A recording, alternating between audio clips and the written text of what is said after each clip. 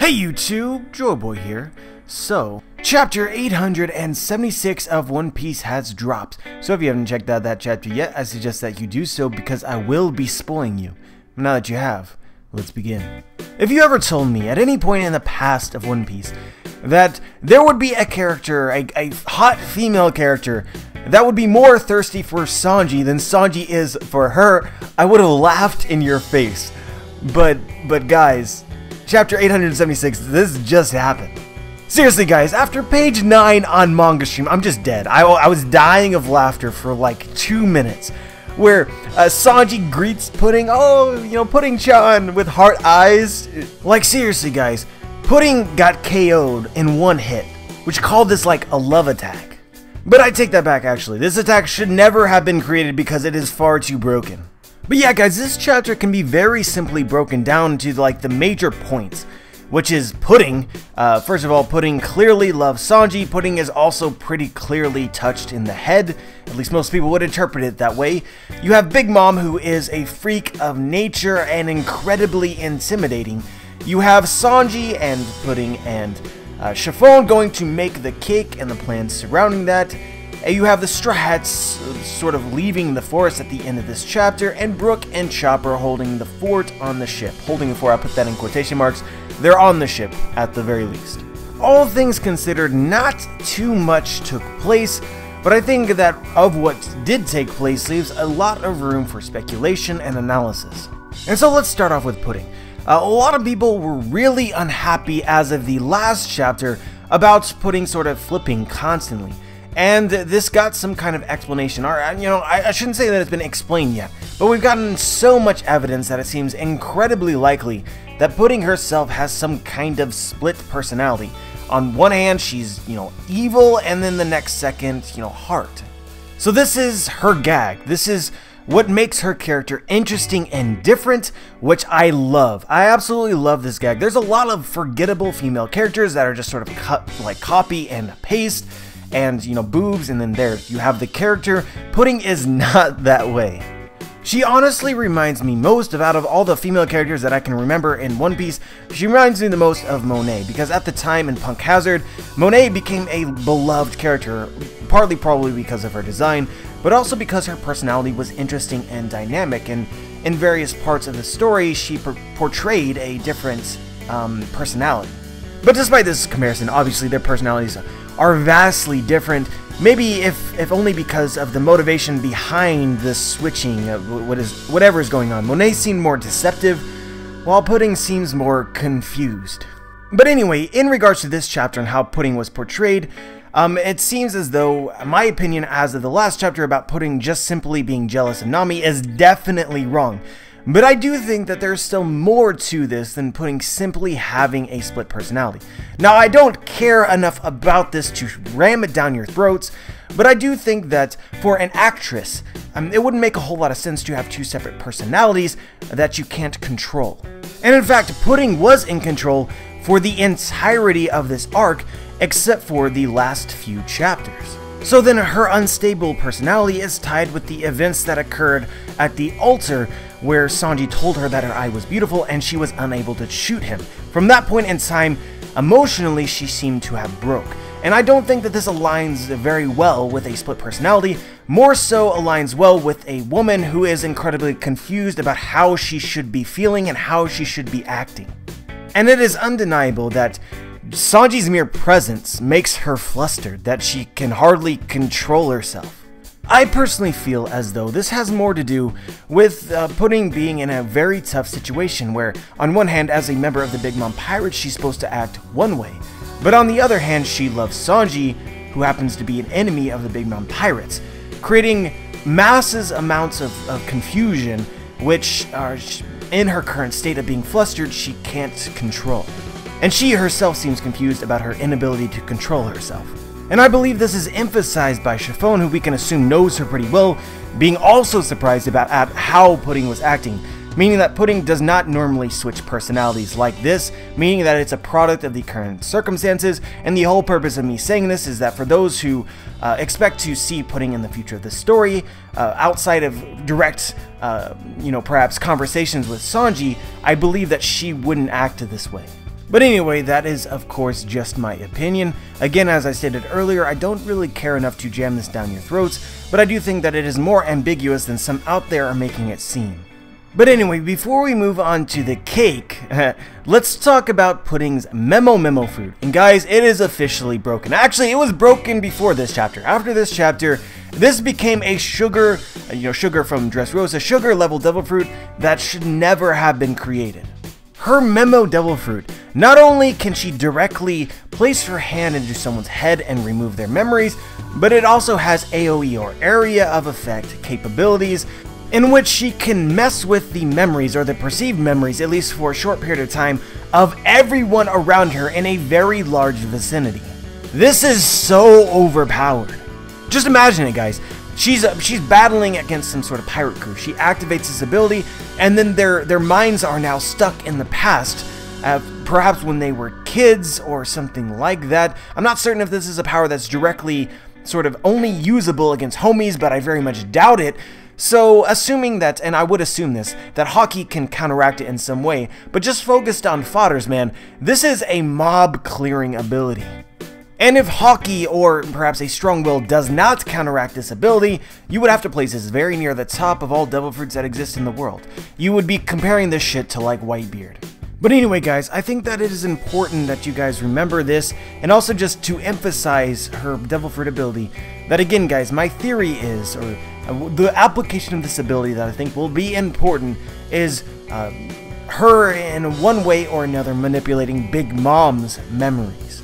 Remember, back earlier in the tea party, Big Mom said herself, "Do not presume to trespass upon my memories," which, if that isn't foreshadowing to someone trespassing upon her memories, then I don't know what is. And she could also potentially manipulate the memories of a lot of Big Mom's own subordinates, as well as other people such as members of the underworld. And given that she is now very clearly a friend of the Strides, any memory manipulation that she does in the future of the story will be to their benefit, most likely. And so given this, that she has at least some capability of messing with or manipulating someone's memory while not actually touching them, this makes her potentially manipulating Big Mom's memory and everyone else's memory make a lot more sense. Also, someone mentioned to me that actually there was one person on this entire planet who, in one way or another, saw this coming, saw Pudding having this sort of memory ability alteration, and that was Baba of Oro Jackson, so shoutouts, dude. But yeah, guys, let's talk about the cake theory. At the rate that we're going on Whole Cake Island right now, there's a very thin line between calling my channel Joyboy Theories and calling my channel Joyboy Spoilers.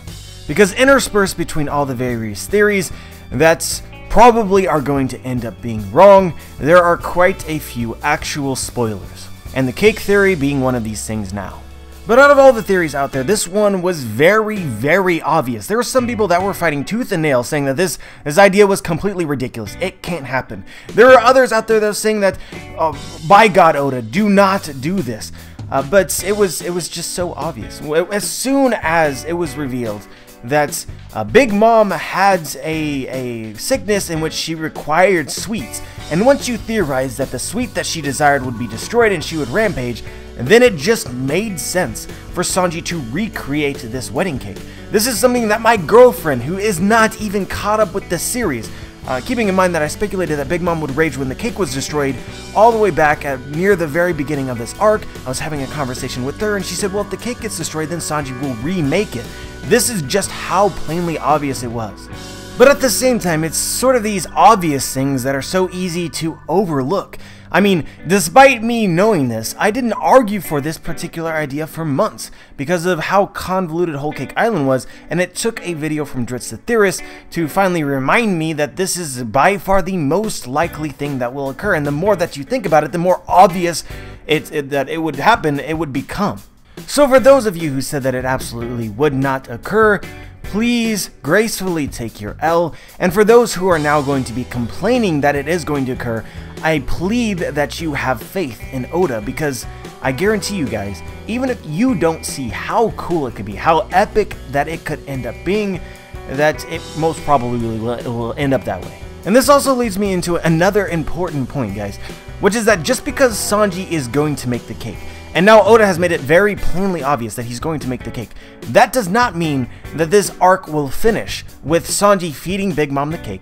Big Mom will end up being happy and thankful for everything that they've done. The cake was so delicious, we're now friends for life, and then they just move on down the road. I think that a lot of people are expecting something like this to occur, and they're mad about it. And arcs in One Piece do not end that way. There will be twists still upcoming in the future of the story. The fact that it's already been plainly stated that the expectation is that Sanji is going to make the cake, they're going to give it to Big Mom, and Big Mom is going to forgive them, almost guarantees that it is not going to go down that way. And it is also possible that even if it does end up going down that way, similar to the plan of escaping from the Tea Party, it might go down in a way that is different from how it's portrayed, and the things in the middle could be completely different from what the plan is. And again, plans in One Piece, they never go to plan. And yes, I think I just said plan 6 times in 10 seconds. But anyway guys, at the very end of this chapter, Sanji said this, and this is the manga stream translation, which I actually value a little bit less than the Jai Mini translation, but the chapter is not out yet. But he said this: "Time to make a cake that'll make Big Mom faint." And he says this while having a pretty sadistic look on his face. This could be some kind of foreshadowing that Sanji may manipulate this cake in some way, given that he's taking part in making it, so that after Big Mom eats it, she falls asleep. Or at the very least should draw your attention to the idea that Big Mom at some point in time may fall asleep. And guys, this could be used for Sanji. This could also be used as potentially keeping Bobbin in your mind. A lot of people get mad every time that I bring up Bobbin, but I do think that he still might be relevant, specifically when the Straw Hats and the Big Mom Pirates might in the very near future be dealing with Big Mom together. It does not make sense to me for the Straw Hats and Luffy and company to be able to deal with Big Mom and the Big Mom Pirates simultaneously. It's like being at the Tea Party, except for they have less allies than they did before. And so from this perspective, it would make far more sense if Big Mom switched and became an enemy of everyone, so that the Straw Hats have some potential of being able to deal with her, but I still don't think that anyone or anything can stop her. I think this ties extremely well with Big Mom's line to Perospero, her threat that if the Straw Hats didn't have the cake, that she would go after him. As we know, he is there waiting on the Sunny with Katakuri.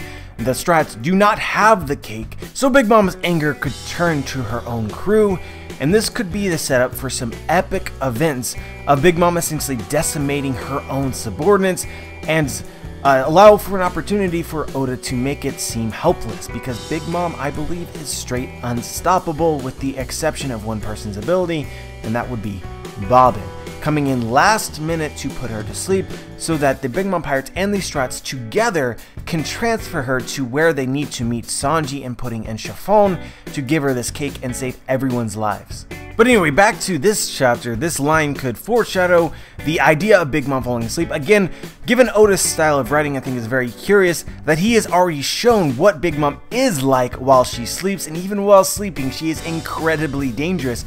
This could just be another way that Oda has, in various specific ways, shown us what will happen in the future of the story in very discreet ways. But I do expect many people to have the belief that Sanji may in some way change the cake to make Big Mom fall asleep as well. And the reason that I don't believe this is I don't believe Sanji is the kind of character who would contaminate food with, you know, whatever this like extra substance could be. It just does not seem Sanji-like for me to want to believe it, even though this is something that you could potentially theorize after the end of this chapter. But yeah guys, I actually love this chapter. I thought it was the funniest chapter that we've gotten in several months, if not years. I haven't laughed this hard in a long time. And so, you know, obviously there wasn't a whole lot of climactic action aside from Big Mom showing off, but that's fine with me. But let me know what you thought. Let me know what you might have noticed from this chapter that I missed. Just let me know. I want to take a moment to thank all of my Patreons who have pledged to me.